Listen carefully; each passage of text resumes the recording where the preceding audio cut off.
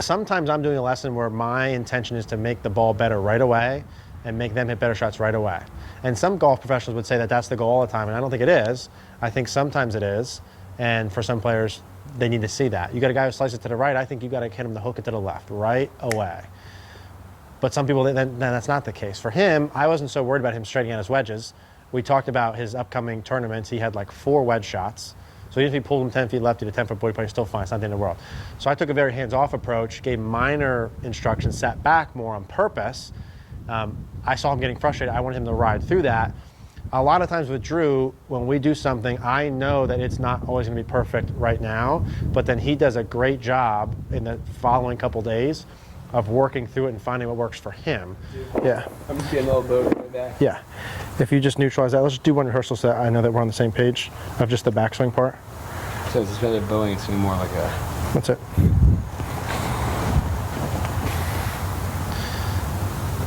That was not it. That bowed right away. Let's see if you can do this by yourself. Show me the rehearsal again. Yeah, so do you feel like the club head's outside, kind of cuppy and hingy compared to normal? So who cares if I hit it? Just do an exaggeration of it. That was good. If you want to guide you back on 1 or 2 here like this, do a little rehearsal. Good.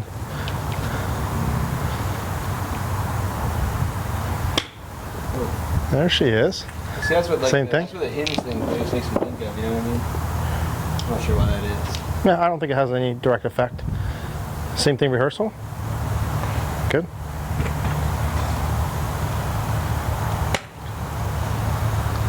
Okay, give me the same thing to 50. Launch is good. Good. Whether you want to do it through this, which is fine, or just think to yourself that you got to make that club face a little more open when you go back. Either one of those is fine. If you get the club face open, you can't bow it. Those 2 pieces will go together. It's a beautiful 60-yard shot. It was. How about a 50? Okay, so let's just get this direction part down first.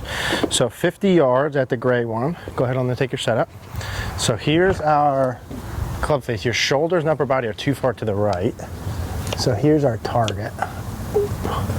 Okay, so if I'm hitting a 50-yard wedge shot here, let me stand in there for a second. Stand behind me. I would like the club face to be maybe just slightly open, but when you take your setup, your upper body and shoulders should be at or a little this way. You're setting up like this. Ball back, shoulders this way. Okay. And then closing the face down. Let's get this neutral. Let's get your shoulders and chest a little bit open to your target. Then we can keep the club neutral and keep the club neutral. Come on in here, I'll show you what I mean. That's it, good. Backswing. Good. Good. Hey, get your feet just a smidge farther from the ball. Okay. Shoulders are open, right? If you made the same exact swing and you bow that wrist and you de-loft it, is the ball going to go farther or shorter? Yeah. So it's not odd. It's the how do you that you're doing it? Yeah. Well, you haven't lost it. There's the Drew coming out. There he is. Yeah. No, there is no constant in golf. You should know that by now, buddy. That was that last swing? That is the constant, exactly. Give me one where you over-exaggerate this. Okay, watch me hit one so you can see that this is doable. Like the whole wrist hinge thing. I don't think it does. I think that's BS, Drew. Call him BS on you.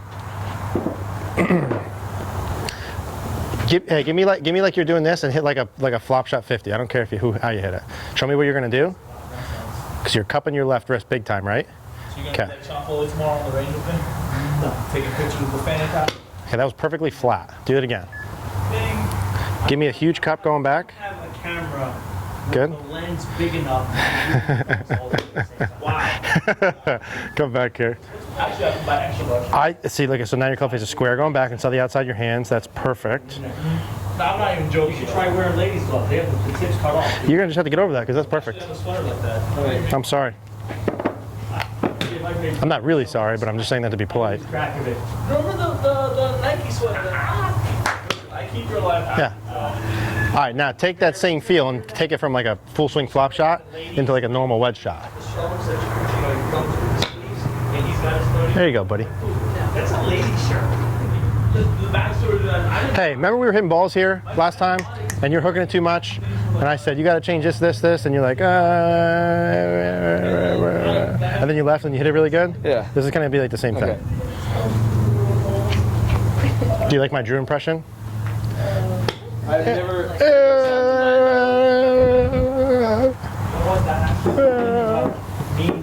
That's a classic Drew. I'm hooking it too much. I don't want to hook it anymore. Here's how you fix it, Drew. No, I don't like that. Okay, Drew, you can either hook it too much, you can do this. Well, I want to not hook it and not do that. Look how the ball's actually turning. I want to just swing. I want it to be perfect. That was not enough of the cup of the left wrist. So the face is getting in a better position. Why do I have to think about anything? I just want to hit. I want perfect. I want perfect. Hey, dude, cup it. I got an inspirational video from Dumbo. John Whenever my wedges were good, like, was I cupping? I don't understand. Like, When your wedges were good, you weren't doing this as much as you are during your backswing. okay. Why did you start doing that? I have no idea. I don't know. I don't care either. Okay. But you have to do some of this just to get back to flat. Okay. Yeah? Really good wedge players are not bowing their lead wrist on the way back and closing their club face. No, that I was like, Hey, all kidding aside, even though you don't like that feel, is that's the ball flight we want? Yeah, that's the one. that's my baseball thing. That's aces. Who works here? I'm sorry? Who works here? Does Okay, are we okay? Yeah. Okay. Now let's go back into our trajectory, please. Okay. Because you can't just have a stock wedge shot. We gotta have trajectories. So let's go to 60, which is the yellow, and let's go normal, low, and high. And he said he was going to clean sweep and get whatever clubs he wanted. So he just sold me this for $102. Shoulders are good, good. Little cup, 60. It's the tee. FaceTime the lesson. Go low now. Now on this one, you don't have to do the cup as much. Right. If you so choose, yes. That's pretty good. You just have to make sure when you do that style that you hit it, That you clip it clean. You know what I'm saying? that shaft you had. Now show me the high one. Yeah. That Now you definitely extend it. perfect for you. Ball more forward. Good. Yeah, you're when you hit a high one, you open the face like that. You have a low drop kick there. That's okay. That's all right. On the mat. Yeah. I don't want like ball first. Oh yeah, if I'm hitting a high wedge shot and I have a ball sitting like this, I want the bottom of that wedge being at or slightly behind. So that was bounce. That wasn't like that. Bounce on purpose. That was okay. Yes. My statement. When you go out and it's going low and left too, that's the why. Right? But you can adjust anything for this. It's going a little bit low and left, you aim right. It's going a little bit low and left. Still release it. I'm not saying hold it like this, but yeah, like reverse roll. You know what I'm saying? Like Hold that off. do whatever you got to do when you're playing with wedges for start line. Especially if you don't like that feel when you're under the gun playing. Stay at the 40. Oh yeah. Hey, aim normal, hit me one to the right of the 40 on purpose. So you don't aim right, aim left still. Make it go a little bit to the right of it on purpose. Okay. What did you feel like to do that? Yeah. Reverse roll. Are you allowed to? Yes, okay. I'm not allowed to do that. Of course I'm allowed. Yes, okay. Very good. Aimed out of bounds. Literally hit that. You like that better? Put it on. It's easier for me to feel that. Okay. Yeah. I mean, I still feel a little bit of that backswing piece, but I prefer it on the follow through. Press the corner. Sure. Flexible here, Drew. Oh, that was the ball. Don't hold it. Right. Let it release. Just release with anti-roll. Okay. Does that make any sense? Don't, you see what I'm saying? I know what you mean. Let it unhinge still and release. Still let it release. Yes, but I'm yes. Still holding on that. Yes, don't hold it like that. Driver arm too. Yeah. Yeah. I can get on it too. Hey, I don't think what I said there was clear. So I want this. I want you to let it release this way, All right. just like that. Don't let it go. Like Not like this. Okay. You understand what I'm saying? Like let it still go, just with a reverse roll. Tomorrow I'll give you your balls. Yeah, I will definitely.